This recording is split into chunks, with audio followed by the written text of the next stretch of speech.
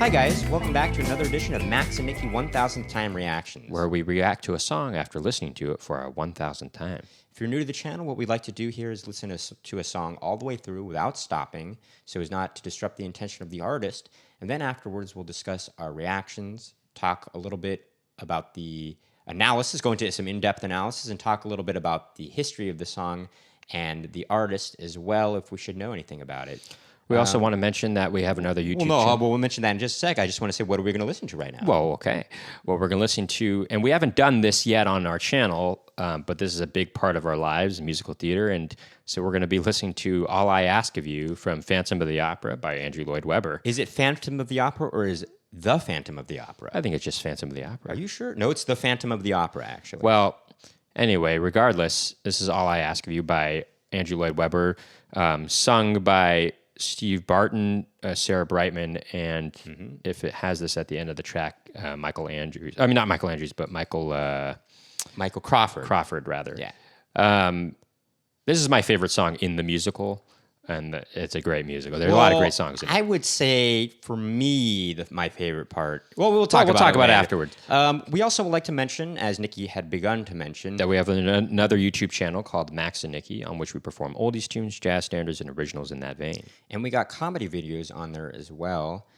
We also like to mention that we have, if you're interested, a podcast called Splitting Hairs with Max, Nicky, and Nikon. We just talk about a range of different topics. We get into the minutia of various topics and overanalyze, and hopefully comedy ensues and tangents are formed. It's kind of like this here channel here, where we get into the minutia of different songs, but this podcast is just many different topics, ranging from something like toilet paper, to preference, to TV show theme songs, to dating life, and just a myriad of other things. Sure. But for right now, let's take a listen to All I Ask of You from the original cast recording of The Phantom of the Opera by Andrew Lloyd Webber. Here we go. For our 1000th time. For our 1000th time. Here we go.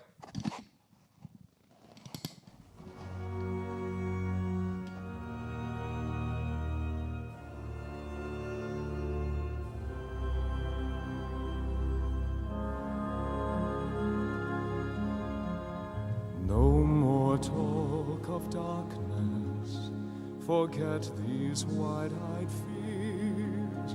I'm here, nothing can harm you. My words will warm and calm you. Let me be your freedom, let daylight dry your tears. I'm here, with you beside you, to guard you and to guide you. Say you love me every waking moment. Turn my head with talk of summertime. Say you make me with you now and always. Promise me that all you say is true. That's all I ask of you. Let me be your shelter, let me be your light. You're safe, no one will find you. Your fears are far behind you. All I want is freedom, a world with no more night, and you always beside me, to hold me and to hide me. Then say you'll share with me one love, one lifetime. Let me lead you from your solitude.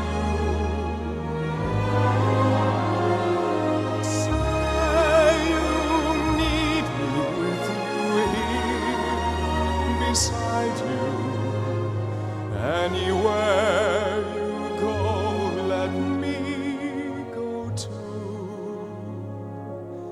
Christine, That's all I ask of you.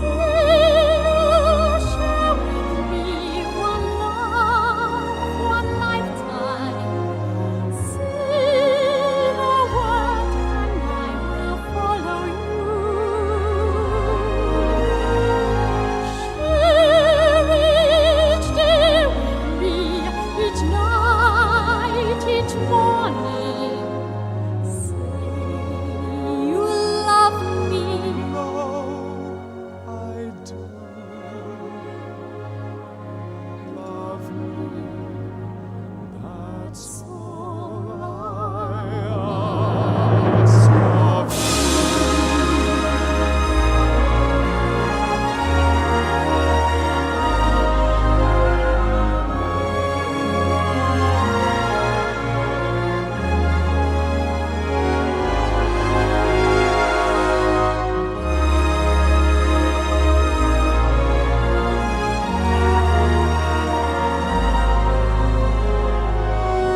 Anywhere you go, let me love me. That's all I ask of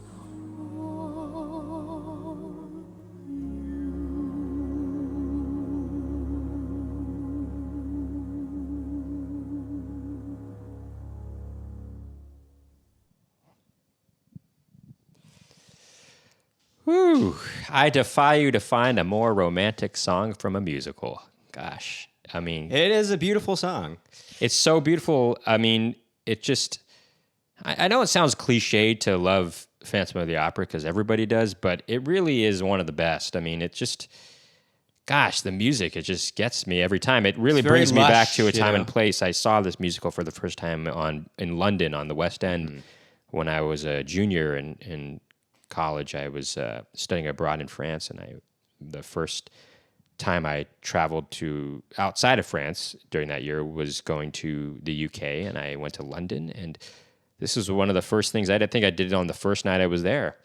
One of the best things I did on all my time in Europe. You know, I saw it in London as well, but my experience wasn't that great watching it. I mean, I like this. This is one of my favorite musicals as well, but my experience at watching it the first time wasn't great because there were these people talking behind me a lot. It was really annoying. We have my since- my experience watching Les Miserables, which I did this that same week when I was there, that was a lot better. Because he had a better seat. I had a better seat. Even though he doesn't think that musical is as good as this one. It's still a great musical. Do not get me wrong. It's still a great musical. And- Another cliche one to say, but these are true statements. sure, you know? but there was these couple kids sitting behind me, and yet they were being quiet the whole way through. Unlike these people, adults sitting behind me in Phantom of the Opera. Well, anyway. Anyway. We have seen it on Broadway a couple times. Sure. And both of those times had some annoying tourist situations going on. They did, but Yeah. actually, only for each time it was one half of the performance for me, and they were the different halves each time. So in all, I got one great performance. Well, anyway, the point is, well, the performances were always this great. song is very good. I was watching an interview with Andrew Lloyd Webber talking about this song in particular, what makes it such a big hit from the musical, because this is one of the biggest hits from the musical. Obviously, Music of the Night, I think, is the biggest one. And he's like talking about how it's Really? It's not the. You wouldn't say that the main theme is the biggest hit? No, I would say that Music of the Night is the biggest hit. And it's because he was saying it's because of that major nine chord that he uses in the chorus, it's just the 9 really brings out it gives this added sort of hyper romantic feel to it. It's true. I do notice that a lot of ballady kind of stuff that are kind of. I mean, I could understand somebody feeling this might be a little too schmaltzy for them. Yes. I get that. Understand. I can understand that, but I like it anyway.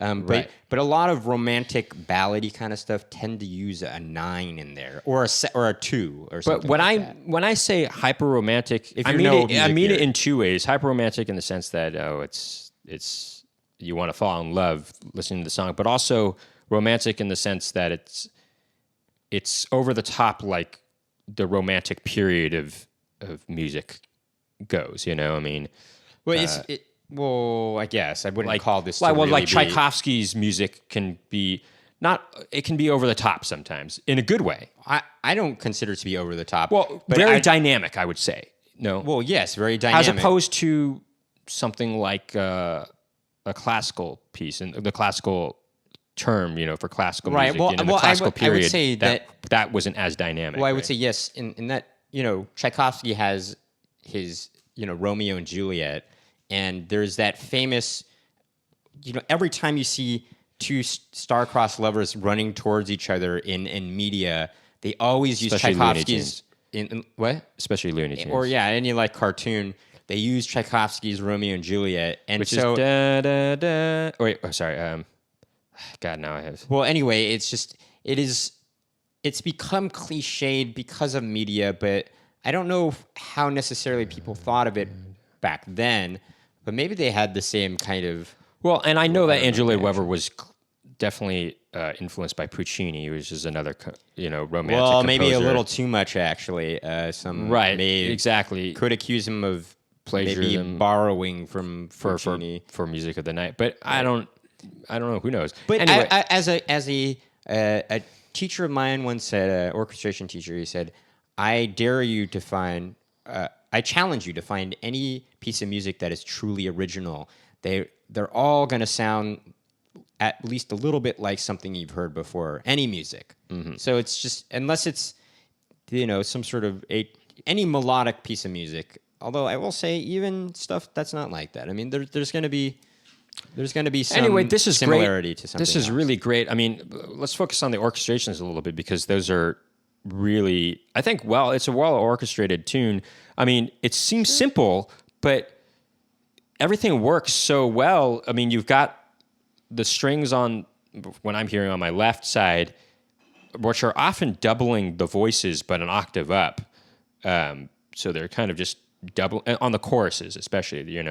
They're going da da da da da da da da da.